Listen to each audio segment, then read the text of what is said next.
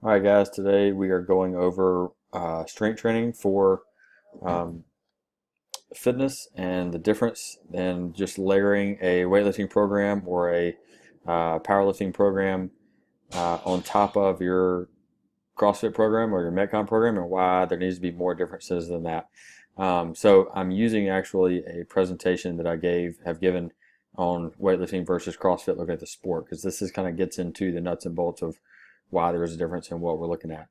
So first, we're going to define the sports, and we're looking at, like I said, for the fitness side of it, we're looking at the weightlifting pieces. So we're not bringing into consideration necessarily energy systems and that kind of thing. So we're looking at weightlifting for fitness and weightlifting versus for just the sport of weightlifting. And the same principles apply for powerlifting too, if we're looking at it in comparison's sake. So weightlifting, the sport, is 3 attempts at a 1 rep max. Same thing goes with powerlifting. Whereas fitness, a 1 rep max is very rare.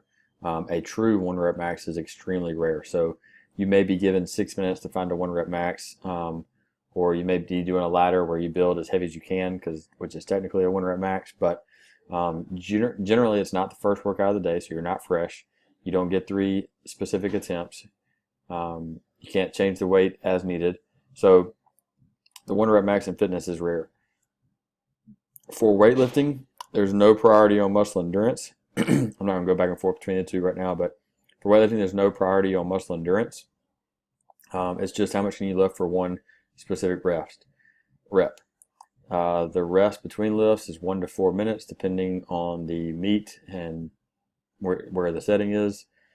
Technical standards that your movement has to be perfect, so you can't catch it in a bent arm or a soft arm. In the overhead position, the movement has to be perfect.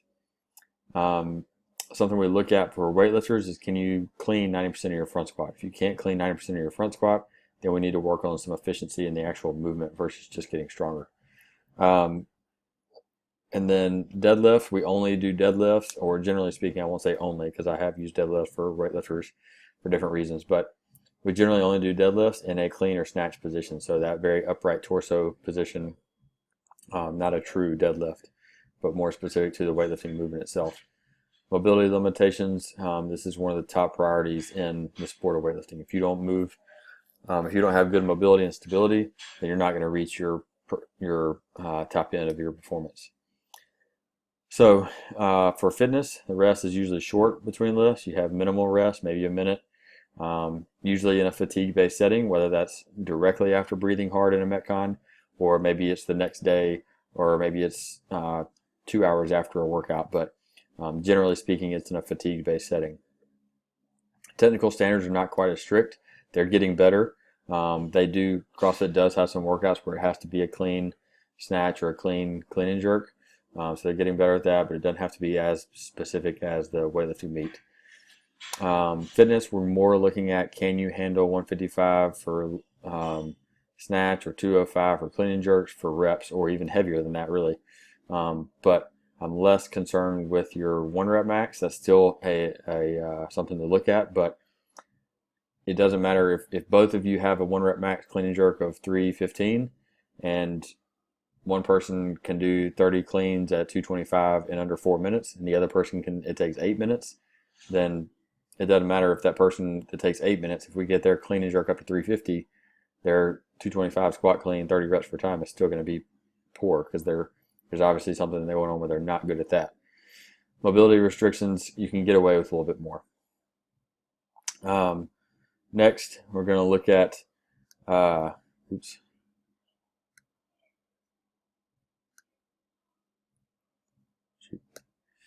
Next, we're going to look at the differences in development. So weightlifting, it's a creatine phosphate sport.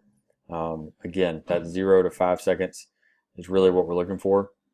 Grip strength is for 1 rep max type grip strength. So the ability to grab a bar real fast and max tension is what our priority is. So heavy snatch pulls, things like that, cleans, things like that. So when we go to that hip extension, that fast pull, we have to be able to hold onto that bar.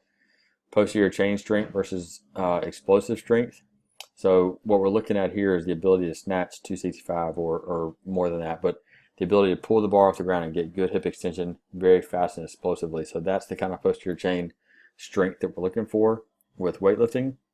When we're looking at fitness, we're more looking at creatine phosphate battery or stamina, or uh, creatine phosphate endurance. So the ability to repeat that movement at 85, 90% of your 1 rep max, the ability to repeat that and hit it over and over again, or after a 12-minute AMRAP or something like that when you're fatigued. We want you to still be able to hit close to 90% no matter what the situation is. So a good example of that is a couple years ago when they did Murph, and then they had a clean and jerk ladder later on that day. A lot of those games athletes were still hitting 90% or more of their 1 rep max, and that's the kind of strength we're looking for in the sport of fitness. Grip endurance, so looking more as opposed to heavy snatch pulls or 1 rep max type strength, looking at grip endurance. So 50 kettlebell swings for time unbroken. I know that's not weightlifting, but Randy, 75 power snatches at 75 pounds for time. That turns into a grip endurance thing. So it's not exactly a 1 rep max type grip strength. Posterior chain endurance is more of a priority than posterior chain explosive strength.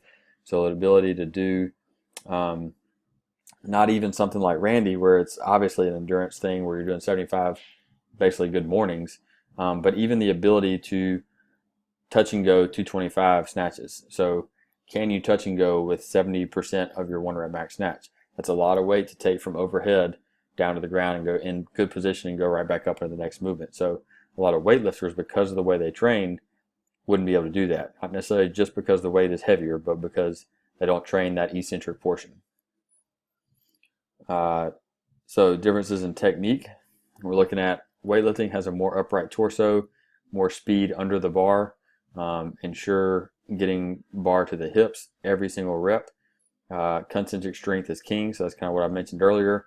The ability to bring the bar up off the ground is the priority. So concentric strength, again, I mentioned it earlier, but the ability, that's the shortening of the muscle where the weight is, or generally the movement is going up.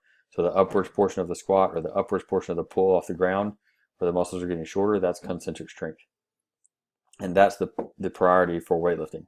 For fitness, if we're doing touch and go reps, we're doing more of a bending motion. So torso is not quite as upright. We're more of a deadlift and then get into the hips and go from there. So it's more of a bending motion than it is a squatting motion. A lot more bent over in the snatch and cleans and the sport of fitness. And then speed depends on the work. So we're not necessarily looking for speed through the middle in the sense of getting good hip extension with the bar close to our hips. It may be speed under the bar where we don't even get full hip extension, but we're getting under the bar faster, which gives us a faster turnover rate for whatever workout we're doing. So maybe Elizabeth, we're doing 135 cleans, and that's not a super heavy weight for you, then we don't want to get that full hip extension and then drop under it. We just want to get under it. It's hard to kind of explain without a demo of the movement, but hopefully you get the idea. So positions kind of depends on the weight and speed of the movement. Example, Randy was 75 pounds, 75 snatches. Like I mentioned earlier, that's basically for the top level people. It's just 75 good mornings up and down like that. So the position is not a weightlifting movement. And then eccentric strength is king. So the ability to control the weight down and go right back up to that. And that needs to be developed over time, not just training your weightlifting and then when workout comes around, you do touch and go work. You need to do focused work on developing that eccentric strength. Next, there's some differences in the actual movements. So weightlifting, we need to train the split jerk. We need to put that a priority in our list of because that's where we're going to use maximal load. Some people squat jerk, but for the most part, everybody split jerks. Fitness is more power or push jerks. Yes, you'll need to develop the split jerk. You'll do clean jerk 1 rep maxes, but your need to push jerk and power jerk and even push press is a lot higher because you're going to do that more in metcons. If you're doing split jerks in metcons, unless it's 30 clean and jerks for time at 225 or heavier, unless it's something like that heavy, then split jerks in the workout is going to be slower. So you want to develop the push jerk, power jerk. Muscle snatch in weightlifting is developed or is used to develop strength and fast hip extension and then strength in the shoulders with that external rotation, turning that bar overhead.